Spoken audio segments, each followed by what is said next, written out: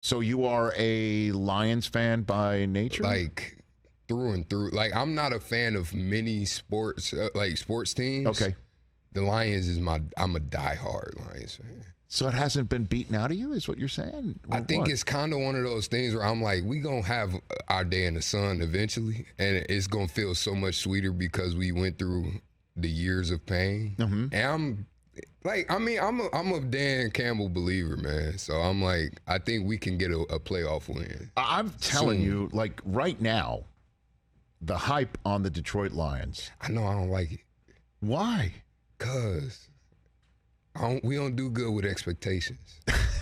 And it's scary, man. I'm not gonna lie. It's a little scary, but I don't know. The culture seems a lot different this year. Yes. And last year too. Like I was even scared at the beginning of the season, but like I think it was after the Packers win. I was like, whatever. And then we won another game, and I was like, okay, all right, we might actually be turning the tide. And then that Carolina loss, I was like, I kind of had a feeling we was going to lose that game. Right. Because that was like a trap game a little bit.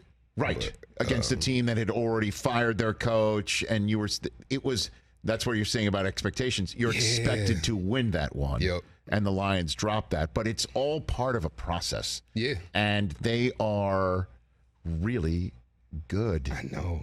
And the first game, the NFL put them right on TV to start the year against the Chiefs. So I know. I feel good. But you should feel good about that based on your philosophy that there's the expectation they're just going to get their asses handed to them. That's real. So like we might actually sneak out a win on that game. Entirely possible. Yeah. But what about Dan Campbell speaks to you? What about Dan Campbell? I think just the grit and like the because even when things are going well, he's still figuring out ways to get better. Mm-hmm. And I think that's something like he never rests on his laurels, and you can tell that. And I think the team buys into that, and we need that in a culture setter. And I think he's really good with with just keeping everybody focused, you know? Mm-hmm. What did you think of his introductory press conference that I'm sure he's now way past? I was scared. I was really scared. Because, from, what's his name? He used to coach at the Colts, Caldwell. Okay. When he had a good few years, and then they fired him, and I was like, yo, what we doing? And then Matt Patricia came over, and then, that happened. And then from there to Dan Campbell, it was like, all right, what we getting ourselves into now, And when he did the kneecaps, I was like, okay,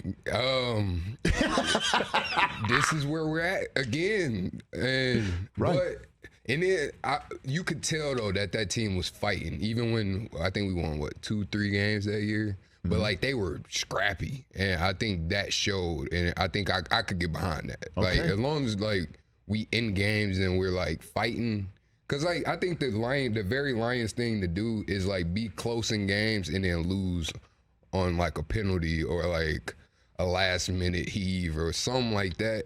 I feel like we weren't losing the games, but the teams were just better than us that year. Quincy Isaiah here on the Rich Eisen Show talking about his Detroit Lions, which is, I was saying the other day that the bandwagon for the Lions is so oversold. Yeah. They're looking for people to get off for future bandwagons to try and it's sold. The tickets are sold. It's over. And there's a reason why, because of the way they finished last year. Mm-hmm. And they have some really, really good players.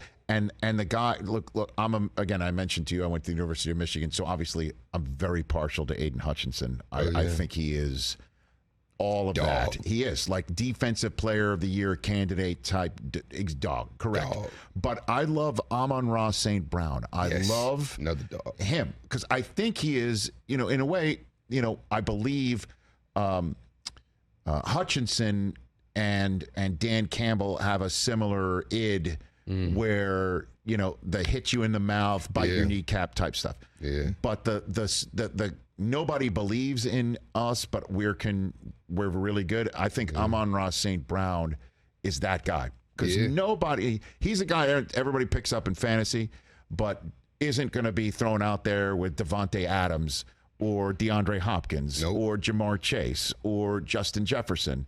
And I think he's got, I should have included him on the chip on the shoulder list for 2023. I think he's got one of them. Yeah. You know what I mean? And like, hot take.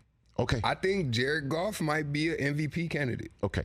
Now, you're new to our program, which, by the way, it's just one of many as far as I'm concerned of you being here. Mm-hmm. We have something called higher register. That if your voice goes higher register, you don't really believe it, or you have to go higher register to believe it. Yeah. I just heard that about Jared Goff. Yeah.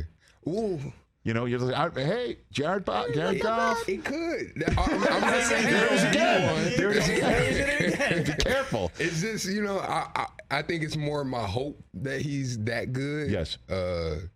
And I think he has the ability to be an MVP candidate. I don't think he's going to be an MVP candidate. Okay.